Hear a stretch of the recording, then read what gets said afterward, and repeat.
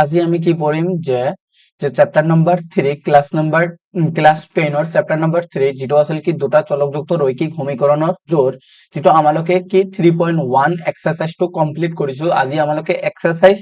3.2 কৰাৰ আগত যিবিলাক বেসিক কনসেপ্ট আছে এইবিলাক আগতে আমালোকে পঢ়িব লাগিব।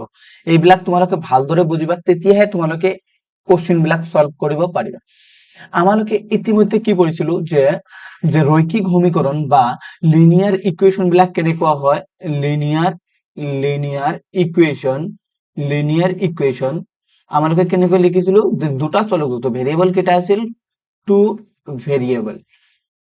ভেরিয়েবল বা দুটা চলকযুক্ত রৈখিক সমীকরণ দুটা চলক থাকিব। তাত এনেকুৱা আমাৰ ইকুয়েশন কি পাইছিলো, এনেকুৱা ইকুয়েশন আমালোকে কি পঢ়িছিলো যে ধৰা a1x plus b1y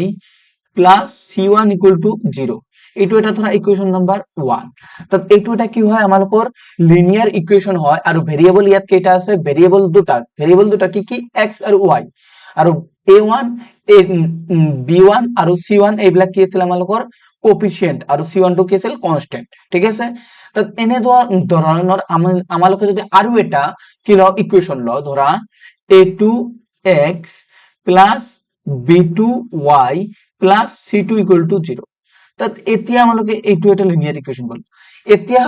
আমালোকৰ 3.2 যেটো অনুশীলনী আছে তাত এইটো কোশ্চেন আছে যে আমালোকে যদি দুটা ভেরিয়েবল থকা ইকুয়েশন লিনিয়ার ইকুয়েশন দুটা লও, এই ইকুয়েশন দুটা কটাকটি কৰিবনে নাই বা সমান্তৰাল থাকিব বা সমানুপাতিক হ'বনে নাই আমালোকক এইটো জানিব লাগে। তাত ফার্স্ট আমালোকে যেটো কন্ডিশন আছে কি কটাকটি কৰা, কটাকটি কৰিব বা কি কৰিব ইন্টাৰসেক্ট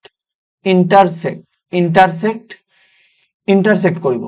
এইটো আমালোকে কেনে কৰি বুজি পাম যে ধৰা এটা ইকুয়েশন আছে লিনিয়ার ইকুয়েশন দি আছে a1x plus b1y plus c1 equal to 0 এইটো এটা ইকুয়েশন দি আছে আৰু এটা ইকুয়েশন দি আছে কি a2x plus b2y plus c2 equal to 0। এই দুটা যে ইকুয়েশন দি আছে আমালোকে যে কব পাৰিম যে এই ইকুয়েশনটোৰ পৰাই কব পাৰিম যে এই ইকুয়েশন দুটা এটা পয়েন্টত কটাকটি কৰিব বা এই দুটা ইকুয়েশনৰ সমান্তৰাল হ'ব, এইটো আমালোকে ইকুয়েশনৰ পৰা কব পাৰিম। কেনেদৰে, যদি আমালোকে ইয়াত কি পাও যে যদি a1 ৰ যেটো x ৰ কোএফিসিয়েন্ট a1 আৰু ইকুয়েশন নম্বৰ 2 ৰ x ৰ কোএফিসিয়েন্ট a2, যদি আমালোকৰ ইকুয়েশন 1 ৰ y ৰ কোএফিসিয়েন্ট b1 আৰু ইকুয়েশন 2 ৰ y কোএফিসিয়েন্ট b2 যদি নট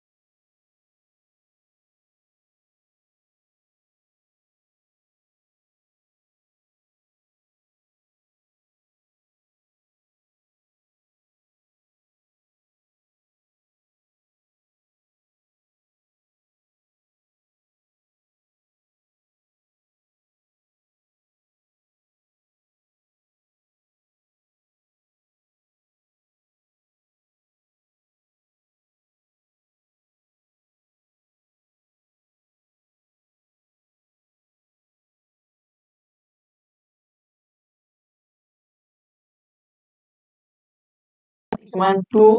আৰু ইকুয়েশন 2 আমালোকৰ b2 ৰ ভ্যালু কিমান হ'ব, b2 ৰ ভ্যালু কিমান হ'ব আমালোকৰ -8। আমালোকে c1 ৰ ভ্যালু কিমান পালো 6 আৰু c2 ৰ ভ্যালু কিমান পালো 9। এতিয়া আমালোকে চেক কৰিম আগে কি যদি a1 by a2 আগলৈকে উলিয়াই লও, a1 by a2 ৰ ভ্যালু কি হ'ব 1/2। তাৰপিছত আমালোকে কি উলিয়াব লাগিব b1 by b2 কিমান আছে 2/-8 কিমান হ'ব -1/4 আমালোকে ইয়াৰ পৰা দেখি আছো কি যে a1/a2 not equal to হয় b1/b2 a1/a2 not equal to কি b1/b2 তেনে ক্ষেত্ৰত আমালোকে কি ক'ব পাৰিম যে এই দুটা লিনিয়াৰ ইকুৱেশ্যন যে কি কৰিব এটা পয়েন্টত কি কৰিব কটাকটি কৰিব যেহেতু আমালোকে কি পালো যে a1/a2 not equal to হয় b1/b2 আমালোকে মই তোমালোকক অলপ আগতে কৈ দিলো ৰিজাল্টটো যে তেতিয়া এনেকুৱা হয় তেতিয়া আমালোকে ক'ব পাৰিম যে এই দুটা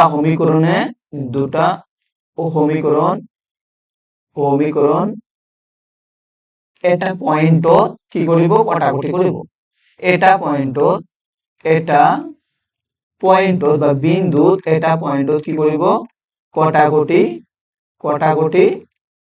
কৰিব বুজি পালা তা তোমালোকে কেনে কৰে বুঝি পাবা যে এটা ইকুয়েশনেৰ পৰা চাইয়ে কব পাৰিবা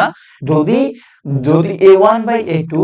আৰু b1/b2 নট ইকুয়াল টু হয় তেনে ক্ষেত্ৰত তোমালোকে কবা এই দুটা পয়েন্টে এটা বিন্দুত কি কৰিব কটাকটি কৰিব এতিয়া আমালোকে কি কৰিম যে ধৰা তার আগতে তোমালোকে এটা এক্সট্রা কনসেপ্ট যে সমান্তরাল লাইন কি প্যারালাল লাইন মানে কি বুঝায়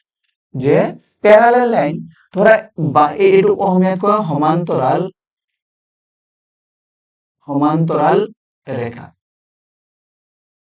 সমান্তরাল রেখা কি এইটো এটা লাইন ধরা ৰবা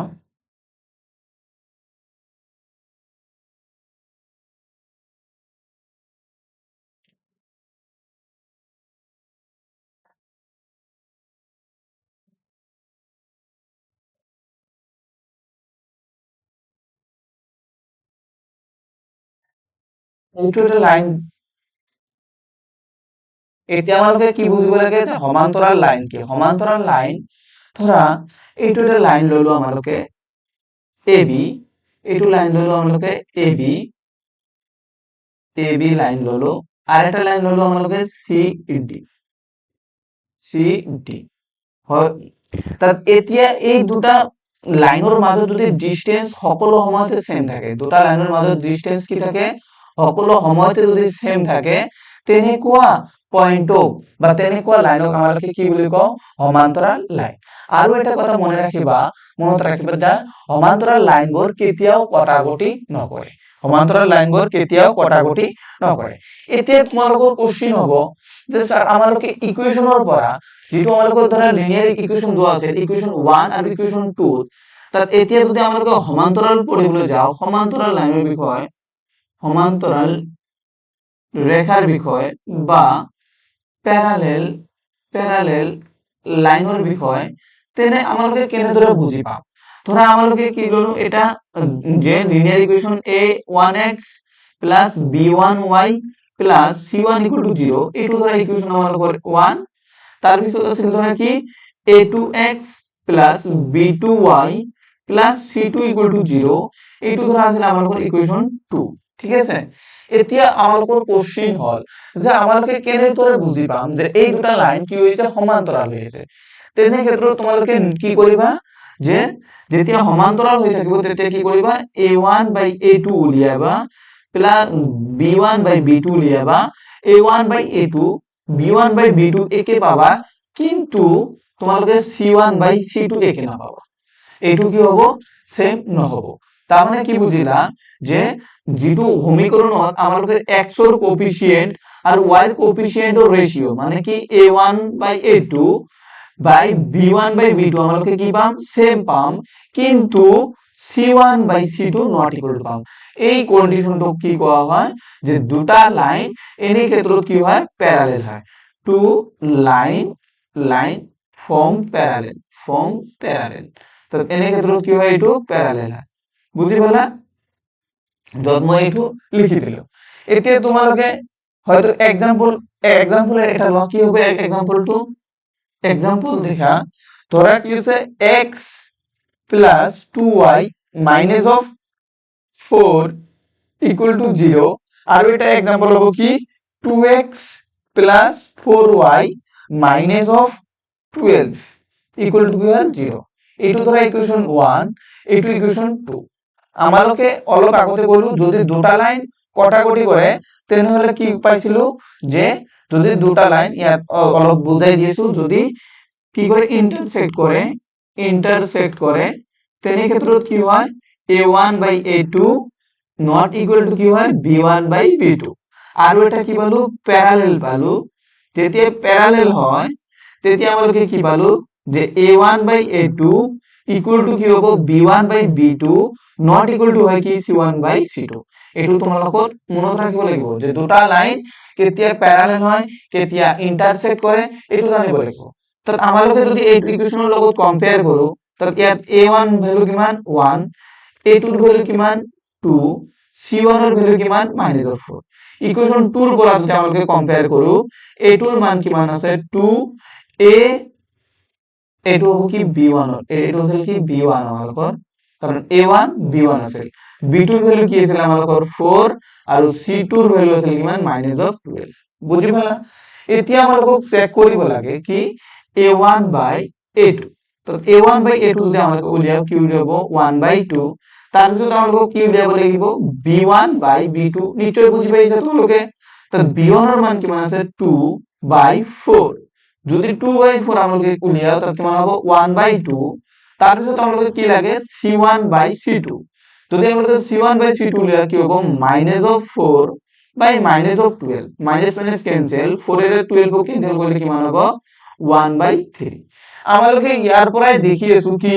যে a1 by a2 equal to কি হৈছে b1 by b2 equal to not equal to কি হৈছে c1 by c2 তোমালোকে দেখি আছা a1 by a2 ভ্যালু কিমান 1/2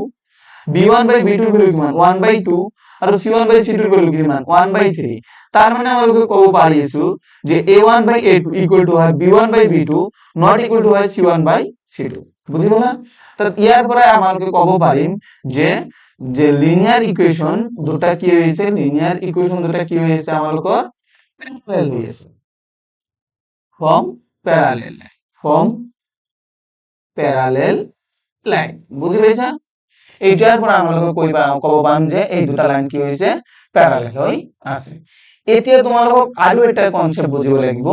এইটো হল কি মিলি যোৱা ৰেখা যেনে ধৰা মিলি যোৱা ৰেখা মানে কি এইটো ধৰা এইটো এটা ৰেখা পাইছিলো আমালোকে যেটোৰ নাম আছিল এ বি আৰু এটা ৰেখা পালো যাৰ নাম হল সি আৰু ডি যেটো এ বিৰ উপৰেৰে গল এ বিৰ উপৰেৰে দি গৈছে এ বিৰ উপৰেৰে দি গৈছে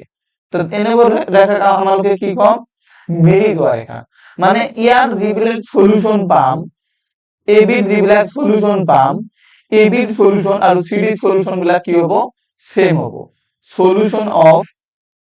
solution of line AB and CD be same বুজি পালা যে AB ৰেখাটো আৰু CB ৰেখাটো দুটাৰ সমাধান কি পাম আমালোকে একে পাম বুজি পালা তো এইটো আমালোকে কেনেদৰে বুজা পাম যে এটা আমালোকে ধৰা এটা কি ললো লাইন ললো বা যে লিনিয়াৰ ইকুয়েশন ললো লিনিয়াৰ ইকুয়েশন কি বা মিলি যোৱা ৰেখা আমালোকে যদি হেডিং লিখিব বা লিখিম মিলি যোৱা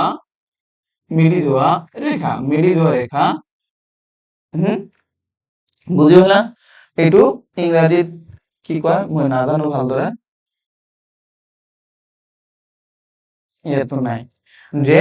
মিলি যোৱা ৰেখা বুজি পালা তো মিলি যোৱা ৰেখা মানে কি ধৰা যে a1 by a1x plus b1y plus c1 equal to 0 এইটো এটা লিনিয়ার ইকুয়েশন 1 তার পিছত আছিল কি a2x plus b2y plus c2 equal to 0 এইটো হল আমালোকৰ ইকুয়েশন 2 ঠিক আছে এতিয়া আমালোকে যেতিয়া আমালোকে কি পাম যে a1 by a2 equal to b1 by b2 equal to c1 by c2 তেনে ক্ষেত্ৰত এই দুটা লাইন কি কৰিব যে লাইন দুটা মিলি যাব লাইন দুটা কি হ'ব লাইন দুটা মিলি যাব বুজি পাইছা এতিয়া কি হ'ব যে এটা एग्जांपल যদি ল'ব বিচাৰা एग्जांपल ল'ব পাৰা एग्जांपल হল কি ধৰা আমালোকে জানো যে 2x + 4y + 12 = ধৰা 0 এইটো ধৰা ইকুৱেশ্যন 1 তাৰপিছত ধৰা 6x 12y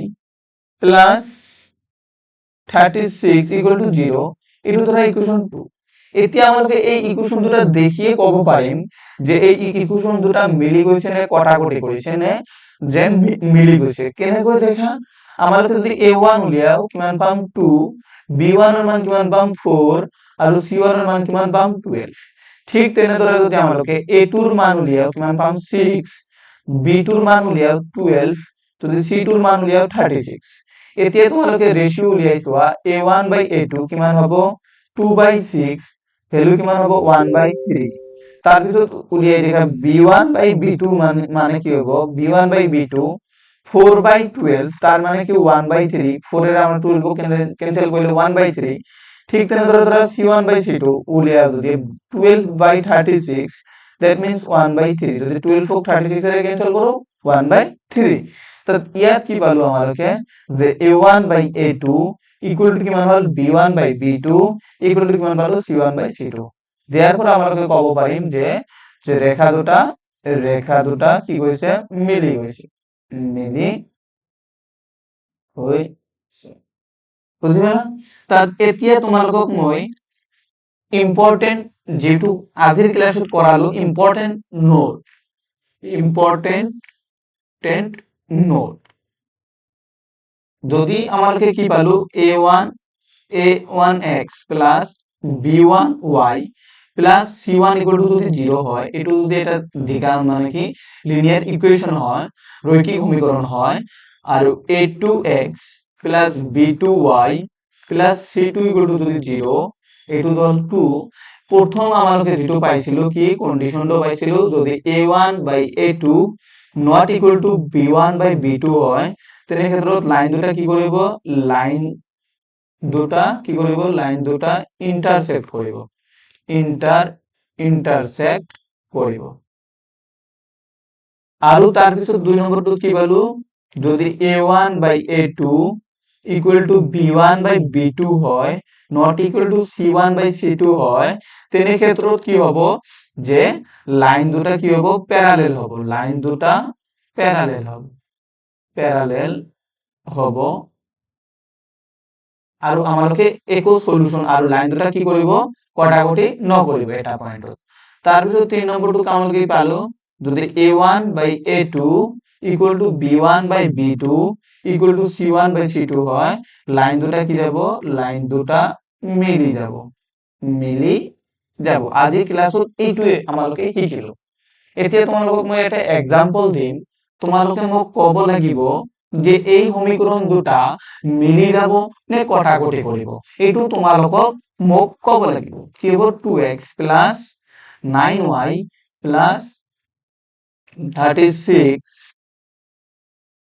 36 equal to 0 এইটো ধৰা ইকুৱেশ্যন 1 এতিয়া হ'ব কি ধৰা 3y তাৰপিছত ধৰা